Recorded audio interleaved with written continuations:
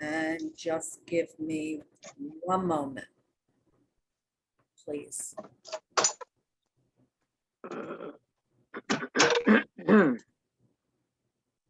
How many more you think there should be besides Victoria? I didn't RSVP. I didn't put Okay. it because Okay. okay.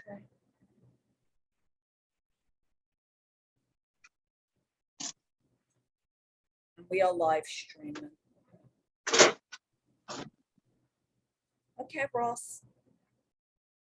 We're on. Or Lori, whoever. Both. Hi, good evening.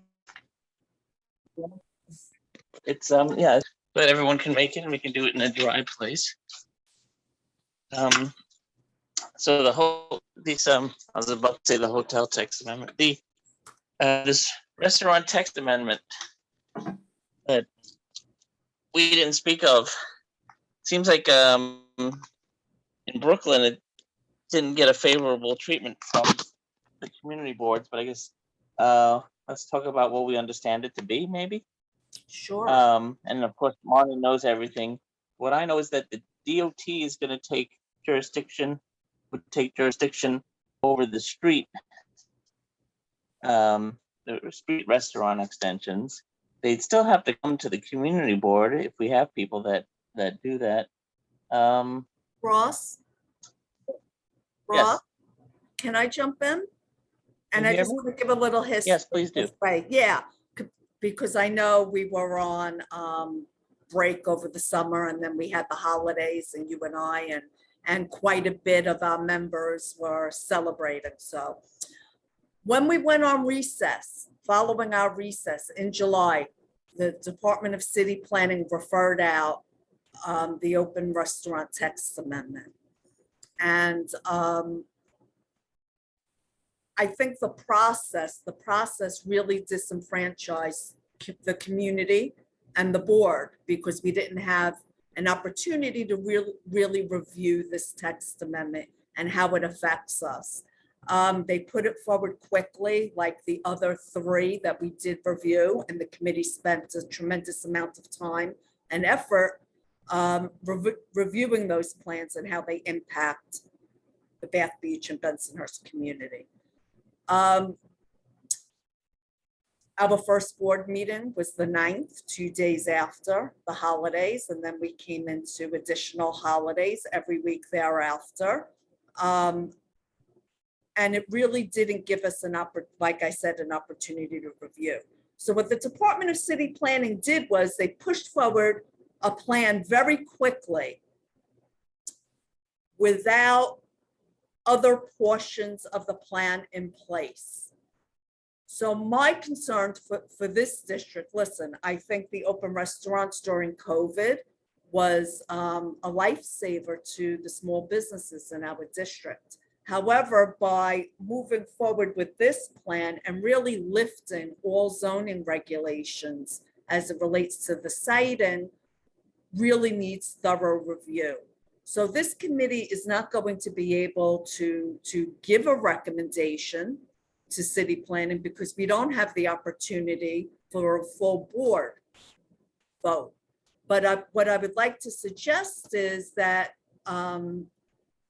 the committee give me the authority to put these concerns pen to paper and really say, listen, because you did this with, I don't know, I think our board had 15% of our board as new members. Committees were not in place.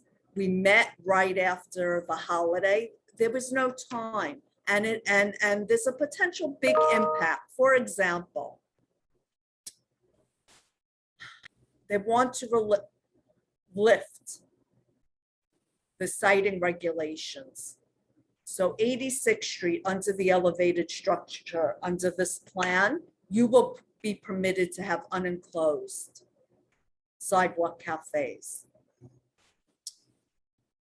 Now, the reason why that area was restricted to general vending and sidewalk cafes historically, many, many years back, was because of the congestion of the sidewalks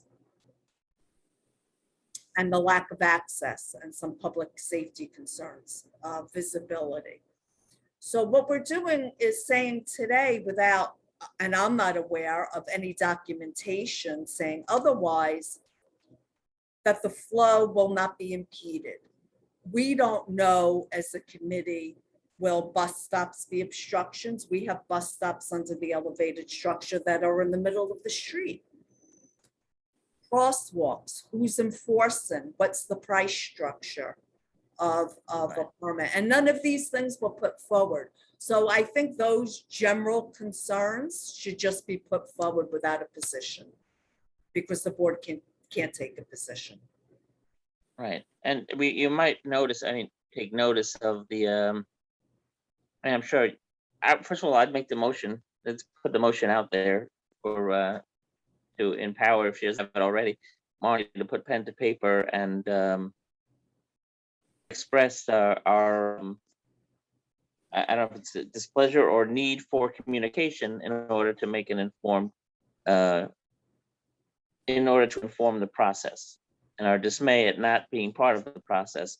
We might somewhere in there include our current troubles in the carnival atmosphere or the bazaar-like atmosphere, under the current difficulties of whether it's consumer affairs or Absolutely, absolutely. enforcement in the area. And Well, I formally make that motion.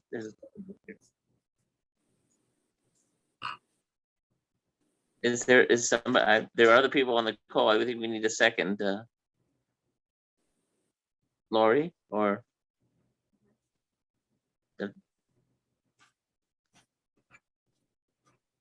so if I can just, Second the motion. That Eileen Yeah, or Lori? I'm only seeing one person. Okay. So we have a second, all in favor? aye. Okay. Any opposed? No? Okay. No abstentions, motion stands carried. So you're empowered. If you weren't empowered already, Marty, you're I'm not empowered. empowered. And I just want to go back to that very quickly.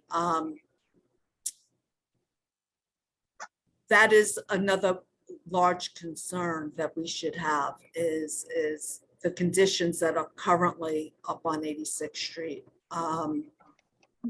We have vendors all over, whether they're licensed or not licensed.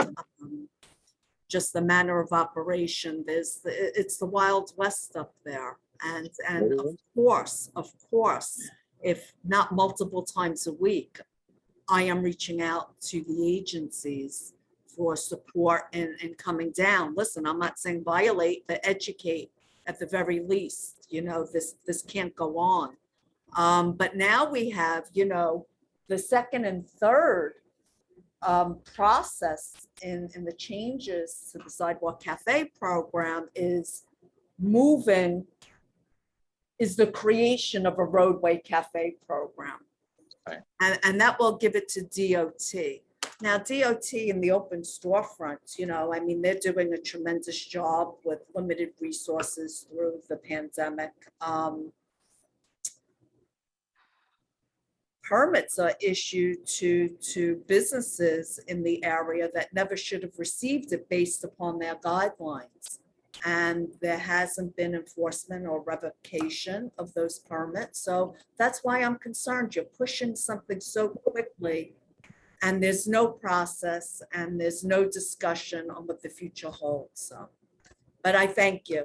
I thank the committee and we'll get that out. That's wonderful. Okay, well, that was easy. Mhm.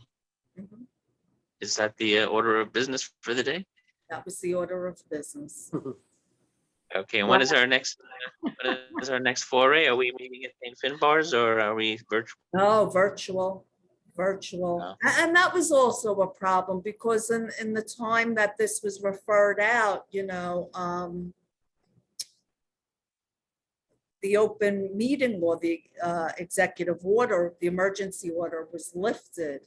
So it would have had to have been in person and just the scrambling. I mean, even though we didn't meet, it was just it wasn't taken into consideration on how we were going to bring forth that recommendation and review an application. That's it. for me. Okay, and I have another hat, which I can always mention at the next meeting, but I'll tell everyone anyway. Kings is coming sometime in November. I don't have the date on me, but keep an eye on your redistricting commission. If you, the 2 sets of maps came out.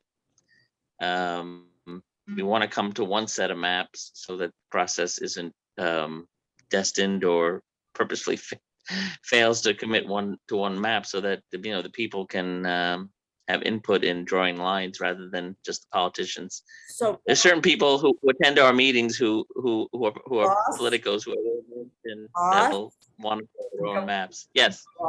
Ross, if you send out the public hearing information, we will be sure to share it in the newsletter. Other than that, the community board is apolitical. Oh, yeah. Yeah, no, but these are your lines, so you're allowed to be part of the Correct. process. I'm not endorsing one party, one Nope. part of the plan or the other, just No, participation. I know. Okay, I know. You know better than all of us. I know. I'll be more careful. Just participation and civic engagement. Absolutely. And I'll forward it from the website. Thank you. Oh, no, thank you. Thanks, everybody. I'm gonna go back to work. Stay dry. Thank you. You too. Thanks, everybody. Be well. Yeah. Bye. Have a great night. Be safe. Bye. Take us out. Have a good one, guys.